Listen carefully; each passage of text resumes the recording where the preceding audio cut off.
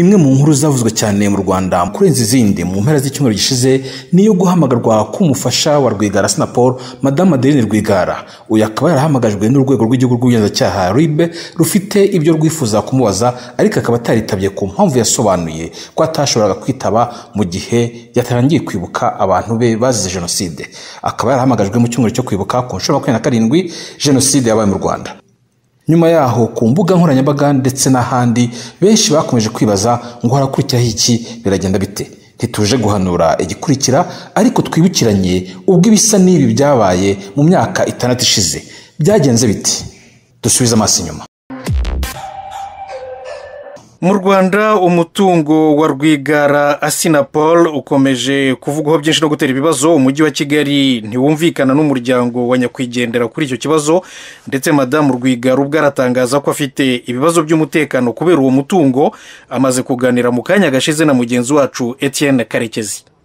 Ubu tuvugana umutekano wacu ni muke cyane.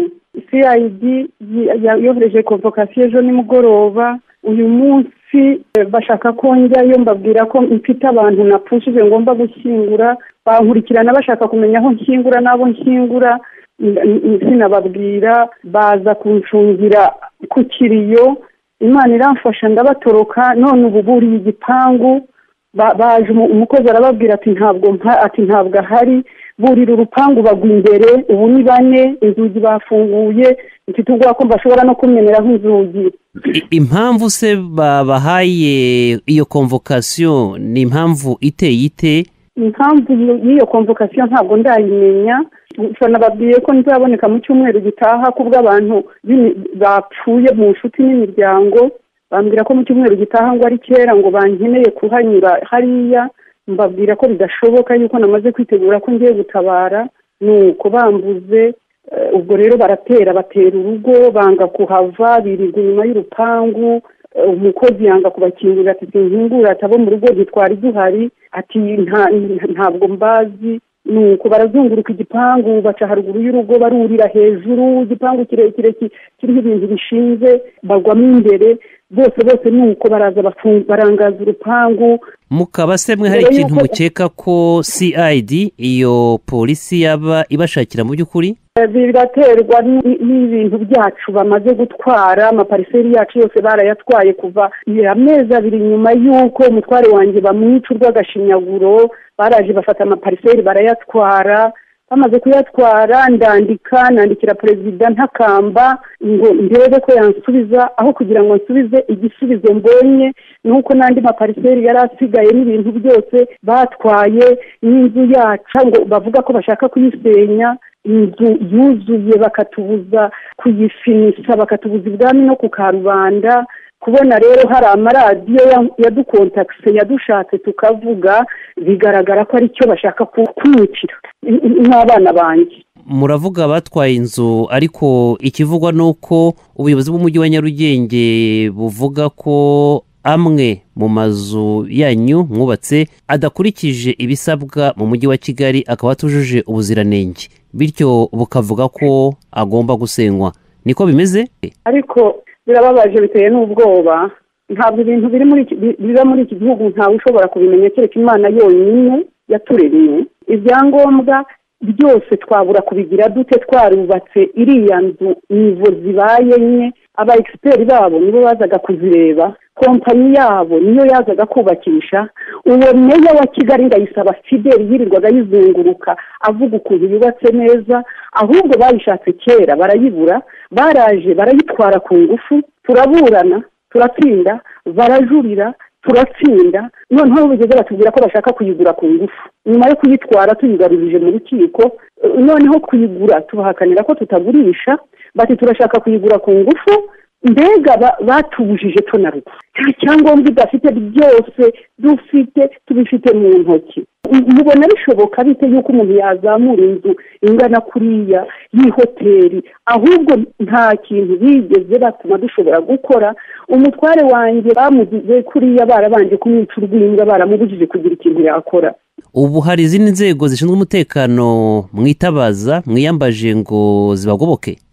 Ubu se iyo umuntu yatewe na polisi agaterwa na CID ko ngira ngo hari iki gihugu bwo muri abanyarwanda mukizi waregeranye ko twaregeye perezida Kagame tuvuga amapariseri yacu leta yatwaye ku mugaragaro rwose, ndetse iminsi 10 nyuma y'uko tsindira imwe amafaranga amwe muri zo yari yatse muri ayo mapariseri bahita bamwica iminsi 10 gusa nyuma. Twakwandika turega noneho n'ikindi bukeye ikindi bakimwica nako baragitwara. Twanditse tubaza perezida wa Repubulika dutakamba ngo aturenganire, icyo igisubiza duhaye ni iki ngiki noneho cyo kuvuga ngo inzu barayisenya, n'ahandi dufite hose hano mu Kiyovu hose bamaze kutubwira yuko hose bagomba kuhatwara.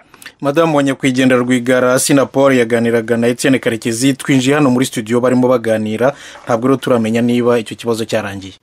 Ijwi ry'Amerika riti turacyakurikirana, ntabwo tuzi uko byagenze kuko twavuganye nawe tutarinjira muri studio. Ese byagenze bite? Uko byagenze turabigezwaho na BBC Gahuza Miryango kuko bwarakeye ibaza icyakurikiyeho. Munyemari uzwi cyane mu Rwanda uherutse gupfa mu kwezi kwa kabiri k'uyu mwaka uravuga ko Adeline Rwigara umugore wa Rwigara yatawe muri yombi n'inzego z'iperereza z'u Rwanda. Bavuga ko yafatiwe mu nzu ye mu mujyi wa Kigali nyuma yo kwinjira ku ngufu aho Rwigara yaratuye. Madamu Rwigara yaratuye. Rwigara Assinapol yapfuye mu kwezi kwa kabiri, polisi ikavuga ko yishwe n'impanuka, ariko umuryango we ushidikanya ku mpamvu itangwa n'ubutegetsi. Ben Rutabana ni musaza wa Adeline Rwigara twavuganye ari mu Bubiligi. Ayo makuru niyo nayamenye urugo bari rugoswe kuva mu masaha yashize kugeza ubwo basimbutse bagwa mu gipangu, bamaze kumutwara hashize umwanya muto.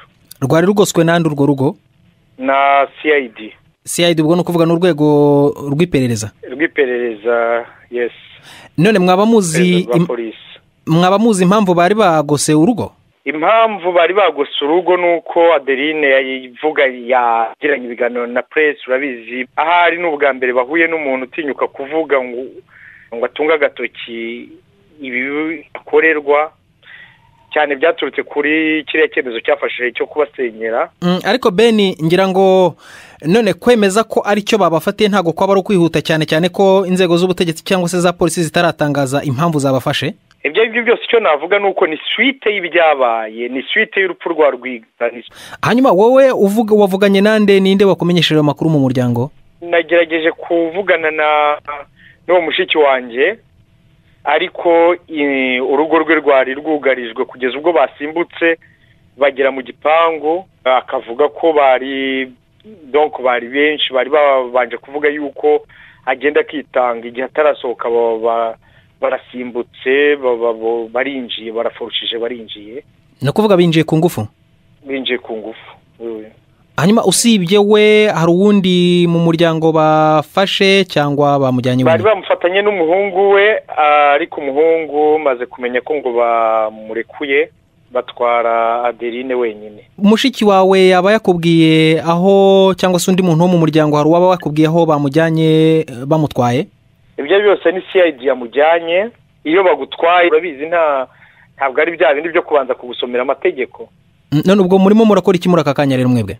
Muri aka kanya turategereje, wakora iki kindi, ariko turatakira isi. Ben Rutabana ni musaza wa Adeline Rwigara twavuganaga ari mu Bubiligi. Muri aya majwi twumvaga twari twasubiye inyuma ho gato imyaka 6. Ejo bundi mu kwa 8 umwaka wa 2015. Tugaruke noneho ubu muri 2021. Ku ruhande rwe Madamu Adeline Mukangemanyi Rwigara avuga ko ntacyo yari yagatangaza kuko igihe cyo kuvuga kitaragera. Ntacyo mpishira, ubwo isaha rwose bitaragera ngo ibintu bivugwe. Nacecetse byinshi, nacecetse abunzi banyiciye umugabo ku manywa y'ihangu, bamuziza icyo tutazi, bamuziza ibye. Nacecetse ubugome bw'indengakamere bw'abantu baje barigize intama ari ibirura, liste y'abamwishe n'ubugome bamugiriye n'iterabwoba ryari ryarabibanjirije. Hari ibyo ntaravuga, ubwo igihe nikigera nzabivuga, ariko ntabwo nabihishe, ntabwo nahishira ubwicanyi bwangiza umupfakazi bukangirira abana imfubyi, bukagira abagore b'abanyarwandakazi abapfakazi, bukagira ababyeyi imfusha, bukatwicira abana. Ntabwo nabiceceka, ni ibintu nahagazeho, ni ibintu mpamya. Nabyo yabitangarije Ijwi ry'Amerika. Madame Madeleine Rwigara mu mwaka wa 2018 yari yararekuwe n'urukiko rukuru rwo muri icyo gihugu rumaze kumuhanaguraho ibyaha yarakurikiranyweho. Ijwi ry'Amerika ikimara kubona kopi y'urwandiko rumuhamagaza yabanje kumubaza iby'iyo nkuru amashira kinyoma. Yego ndarufite rwose. Hari icyo utekereza cyaba ari imvano y'uko kugutumiza gushyashya? Nta mpamvu ntekereza na ntoya, kuko turi mu bihe byo kwibuka abacu bazize jenoside yakorewe abatutsi. Ikindi kandi yewe muri iyi minsi ndi mu bihe byo kwibuka umutware wanjye wishwe urw'abashinyaguro mu mwaka wa 2015, ndetse iyo gahunda yabaye muri iyi minsi weekend ishize yo kuri 27 yishwe mu kwezi kwa kabiri kwa 2015 ku itariki ya 4, kandi nanone bihurirana nuko twinjiraga mu cyunamo cy'abacu. Nta kindi zi cyaba gihari cyo muri iyi minsi. Uvuze ku byo kwibuka umutware wawe nk'uko umwise, muri icyo gikorwa hari amagambo yavugiwemo harimo kugaragara ku mbuga nkoranyambaga bavuga ko ari we wayavuze. Byaba ari byo koko waba warayavuze cyangwa barayagutwerera? Yari amagambo n'ayanjye rwose, niko nayavuze, ibyo navuze niko biri. Hari aho uvuga uti bamubaze ndeba, ushaka kuvuga Assinapol Rwigara. Ubundi uburyo buzwi byashyizwe ahagaragara n'inzego z'iperereza mu Rwanda nuko yishwe na aksida. Ntutekereza ko gushinja ubutegetsi kumwica bishobora kukubera intandaro yo gukurikiranwa n'amategeko? Ntutekereza ko ariyo mpamvu wongeye gutumizwa? N'ubu nabisubiramo Monsieur Mutagoma, niyo bantumiza nabisubiramo, nabivuga ntarya indimi kuko byarabaye. Bamuzingazinze mu isashe ndebage n'umwana wanjye, bari bamwegetse kuri volant. Iri aksida bavuze ni ikinamico, ibyo nibyo nafungiwe, ibyo naburanaga, n'uyu mwanya bibaye ngombwa nabiburana. nta rimanganya ririmo, ni nko kumubaga niko navuga, kuko bamuzingazinze mu isashe baramupfunyika ari muzima, babanje kumwegeka kuri vola. Iyo kinamico ya aksida bayikoze, baramwirukankana, dusaba kujyana nabo baranga, tutazi iyo bamujyanye. Tugeze kuri polisi dusanga ku bitaro bya polisi yari Kacyiru, dusanga bagiye bamuhondahonda ngo bamumare mu mwuka. Tugezemo baramutwima, nabwo baseka agishyushye. Nari kumwe n'umwana wanjye Anne Rwigara. Ntabwo rero ari findafinda, ni ibintu byabaye ku mugaragaro. Muri ariya magambo anyura kuri internet hari ahantu hasa n'ahagaragaza yuko hari ibintu byinshi ucecekanye utavuga, kuko hari aho uvuga uti ngiye mu madetaye mwatangara. Kuki uceceka? Uratinya kuvuga? Monsieur Mutagoma, ntacyo mpishira. Ubwo isaha rwose bitaragera ngo ibintu bivugwe, nacecetse byinshi. Nacecetse abunzi banyiciye umugabo ku manywa y'ihangu, bamuziza icyo tutazi, bamuziza ibye. Nacecetse ubugome bw'indengakamere bw'abantu baje barigize intama ari ibirura, lisite y'abamwishe n'ubugome bamugiriye n'iterabwoba ryari ryarabibanjirije. Hari ibyo ntavuze, ntaravuga. Ubwo igihe nikigera nzabivuga, ariko ntabwo nabihishe, ntabwo nahishira ubwicanyi bwangiza umupfakazi bukangirira abana imfubyi, bukagira abagore b'abanyarwandakazi abapfakazi, bukagira ababyeyi imfusha, bukatwicira abana. Ntabwo nabiceceka, ni ibintu nahagazeho, ni ibintu mpamya. Niba ari icyo rero banyohereje iyo convocation, simbizi. Tugaruke kuri ririya jambo wavuze mu kwibuka. Hari aho wavuze uti Uwiteka Nyiringabo arakurambiwe, arakuranduye, arakwandagaje, arakurimbuye. Urangije uti ubwo ndabwira agatsiko. Ntabwo ufite ubwoba ko muri uku gutumizwa hari abavuga bati wabwiraga inzego z'ubutegetsi cyangwa se inzego z'abanyacyubahiro ukaba wabikurikiranwaho? ntabwo bimpangayikishije, ubwo bwari ubuhanuzi. uti urwandiko rugutumiza rufite, ubu rero urimo uritegura kwitaba ubugenzacyaha? Ntabwo nzitaba mu cyunamo, nta burenganzira bafite bwo kuntumira. Umunsi natangiye kunamira abanjye bazize jenoside yakorewe abatutsi, kandi n'ubu ngubu ngikorerwa. utitabye rero birashoboka ko bakoresha ingufu z'ubutegetsi kugira ngo witabe ubugenzacyaha.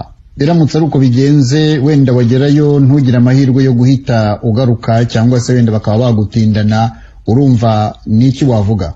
Icyaba cyose icyo navuga ni ukuvuga ngo ntabwo nzava ku ijambo navuze, kuko ntabwo ryari uburimanganye, kandi sinzareka gukurikirana abanjye aho bari barenganye. Nibashaka nibarambike ubugome hasi, nibarambike ubugome hasi, kuko mu ijuru hari Imana itabara kandi ireba itarebera.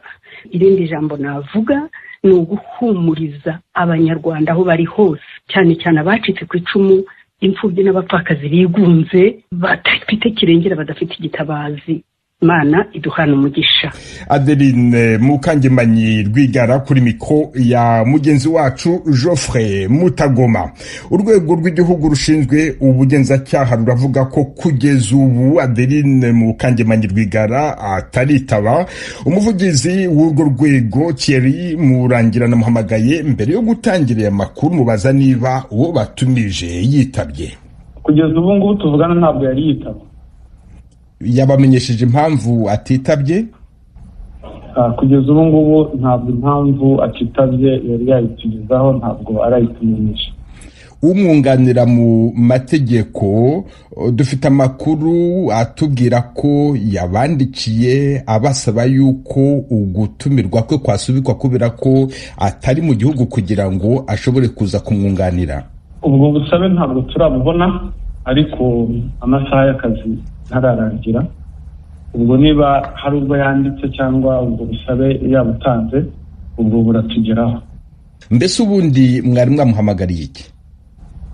Icyo twamuhamagariye ubundi niwe ukimenyeshwa, niwe kandi akimenyeshwa hageze, ubwo nahagera tuzakimenyesha. Amategeko y'u Rwanda ateganya iki iyo umuntu atumijwe kuri RIB ntiyitabe? Umuntu uhamagawe n'umugenzacyaha ku mpamvu z'iperereza ategetswe kwitaba. Iyo rero atitabye uzamuha ubundi butumire.